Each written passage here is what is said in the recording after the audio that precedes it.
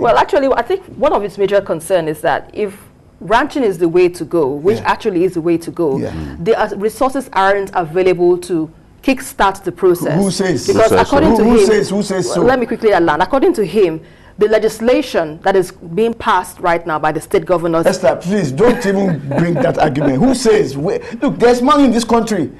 People are fooling all of us. They are stealing the money and they are diverting the money to other things. Who says there's no money in this country? There's plenty of. Go to Ikoyi and go and see houses that are being built and ask who are the people building those houses.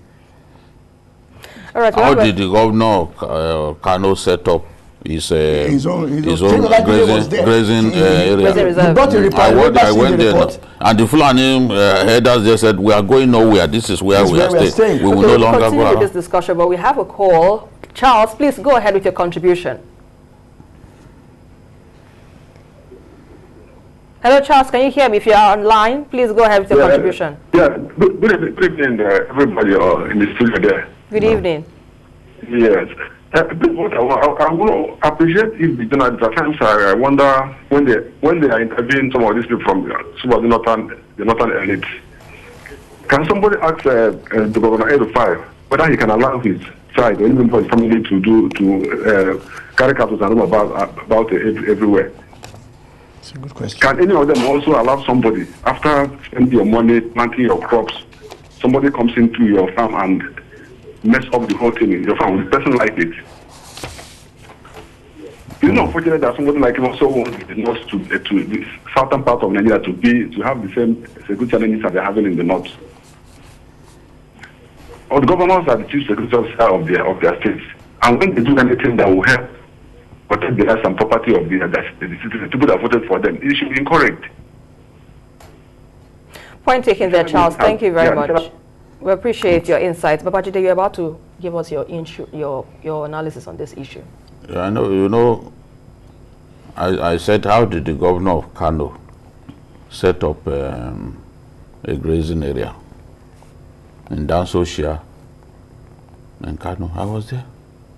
Everything that they need. You see, we find it difficult to change, but it is cruel, wicked to imagine that it is best for the headsman to be roaming from Maiduguri all the way to Lagos. It's cruel.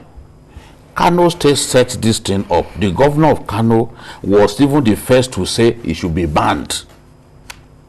The roaming cattle from the north to the south should be banned.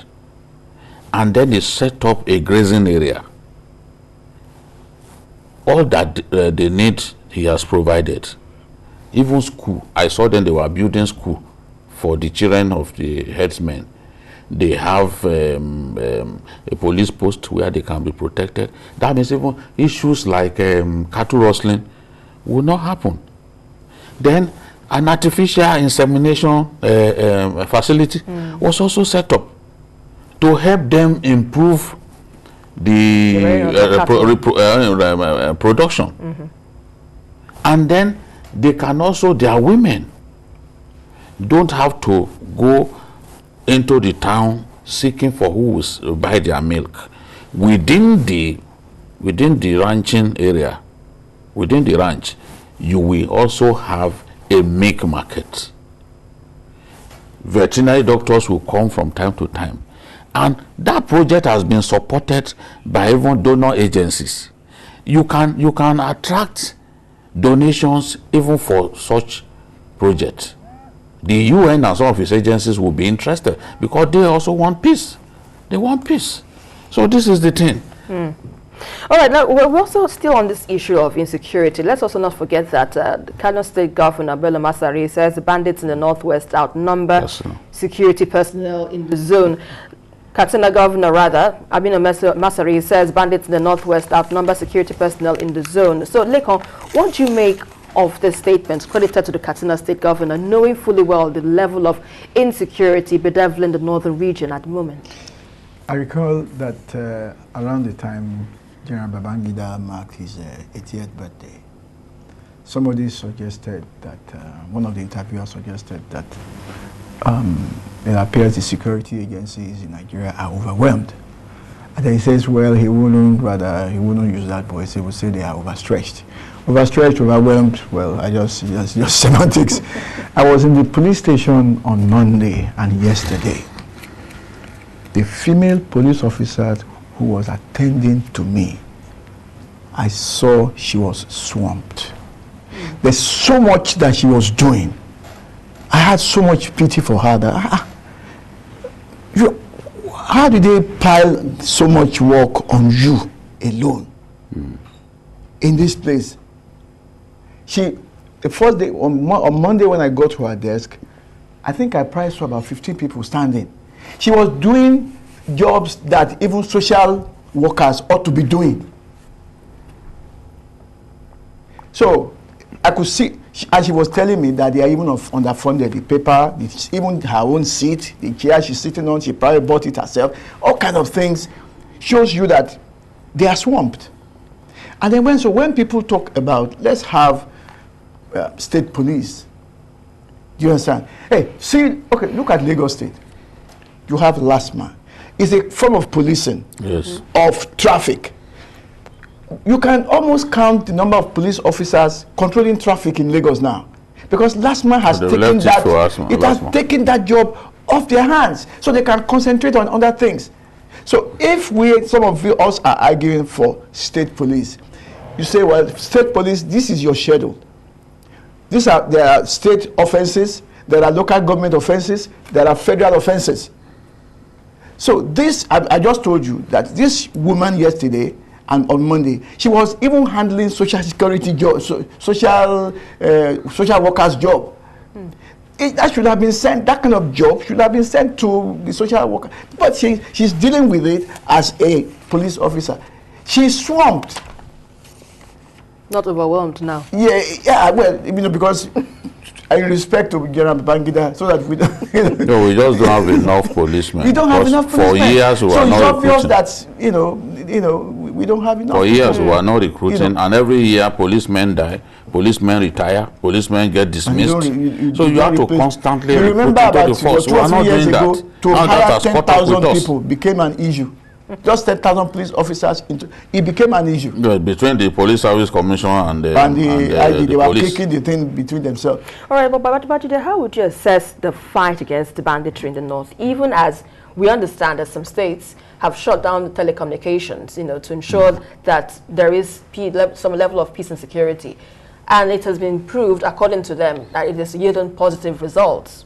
Yes. How would you assess this? What we hear is that it's yielding positive results, but as I always say, let's keep our eyes on the ball. Let's not jubilate too early so that we don't have eggs on our faces at the end of the day. We've been in this kind of situation before, especially talking about Boko Haram insurgency, when we felt that, look, we have literally won this war, no problem again, and then you see that you jubilated too early. I don't want to be involved in that kind of unbridled optimism, but I want to see an end to these marauders. Whatever we can do to exterminate them, we have to do it, and the army has to be supported to defeat these bandits. But I have no direct evidence from the war zone as per the level of success. The banditry is still going on. They are still kidnapping people as we speak. So you see Kaduna is still going on in Kaduna. I just hope that we'll get that military campaign right, and after a few months we will have a significant level of respite. That's all that I want to see. Sokoto too has shut down telecommunication, I think in 14 local governments. What will make people happy after all of these sacrifices to see that indeed these animals have been defeated. If we put our people through all this pain, because it will affect people's businesses and all that, and we can't point to a definitive victory, then people will say, what the hell?